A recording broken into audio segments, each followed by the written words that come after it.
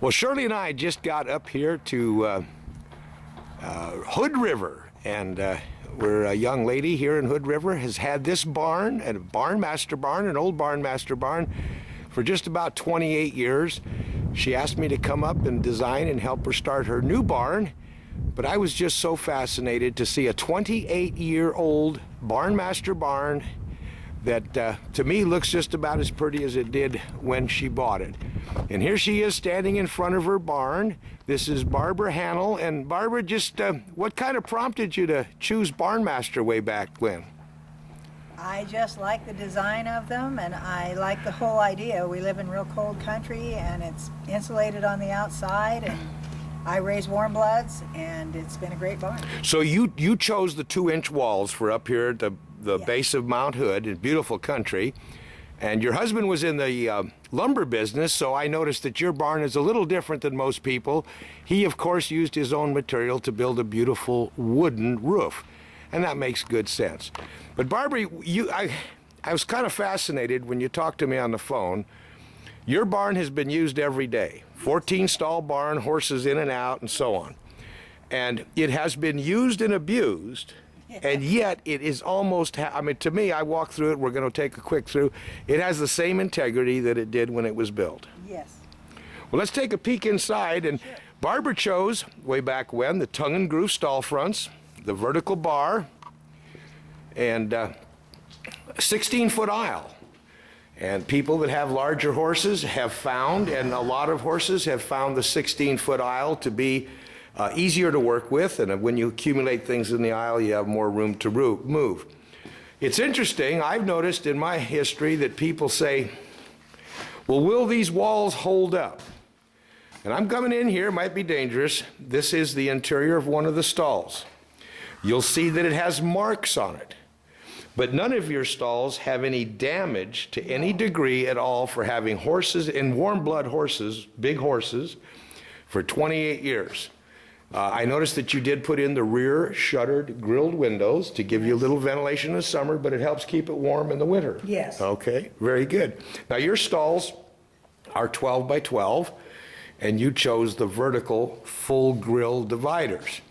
Some people today have found the rancher style, which is the horizontal bars, to be more to their liking, and it's becoming more popular, but I like the vertical also. You have the 2-foot feed door. Those have been opened and closed a few times, huh? Oh, yes. Yes, very much So so. I was just fascinated when Barb told me her barn was 28 years old, and I think it's a testimony to the style and construction that today MDBarnmaster, which is a combination of those two great companies, is now producing. There have been some innovations made to the betterment of the barn itself. We're now all bolt together, which will make it easier to install. Now, Barbara, your new barn is not going to have the wooden roof. We're going to stick with the right. Okay, with the metal roof. See, I even have a Barnmaster set of stocks. Yes, you do. There you do. and you know those. I've had plenty of neighbors that have had those, and I know they like them. Now this is how big my horses are. Oh my gosh! Hello. And I have brood mares, and I don't have any babies right now. Right. This is why I don't let her hang her head out, though, because of the water. But this is the old grill that we used that first came with the Barnmaster. Okay, yes, that's a product that's still available, not popular, but it's an option that could be had. I have the other one that snaps in, but they tend to lean down. Now you can see how big she is. Yes. They rub their butts on everything, and they bowed that door, so we put these on some of them. Okay. They're nicer when the foals lay down at ventilation again. Great. But they are big, and I've got one rubbing on the door right now. Well, you know, you made a comment that I think is most important, Barbara. It is a horse barn, yes. And you've had horses living in here every day since it was built, and you've kept it clean, you've maintained it. You mentioned that you were finishing your tongue and groove maybe a little more often then than you are now. But the point is, your stalls are not chewed, they're not kicked through. No.